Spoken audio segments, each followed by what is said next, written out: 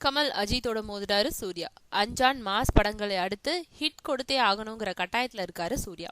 இந்த நிலையில இப்போ யாவரும் நலம் பட இயக்குனர் விக்ரம் குமார் இயக்கும் 24 படத்துல நடிச்சிட்டு இருக்காரு. அதோட இதுக்கு முன்னாடி பேரழகன், மாற்றான், ஏழாம் அறிவுன்னு சில படங்கள்ல 2 விதமான வேஷங்கள்ல நடிச்சிருக்கோம் சூர்யா. இந்த படத்துல 3 விதமான வேஷங்கள்ல நடிக்கிறாரு.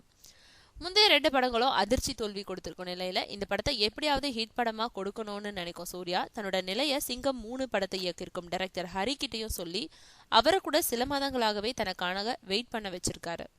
மேலும் இந்த படத்தின் மேல சூர்யாவுக்கு நிறைய நம்பிக்கை இருக்கான். அதனால வருகிற தீபாவளிக்கு கமலோட தூங்காவனம், அஜித்தோட 56வது படங்கள் வெளியாகும். அதே நாள்ல தன்னோட 24 படத்தையும் வெளியிடுறாராம்.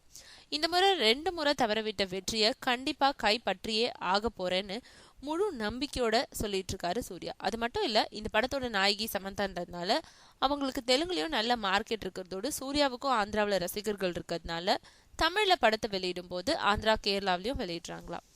அதனால இப்போ தமிழ்நாடு, ஆந்திரா, கேரளான்னு 3 மாநிலங்களுக்கான வியாபாரமும் பேசிக்கிட்டு இருக்காங்க.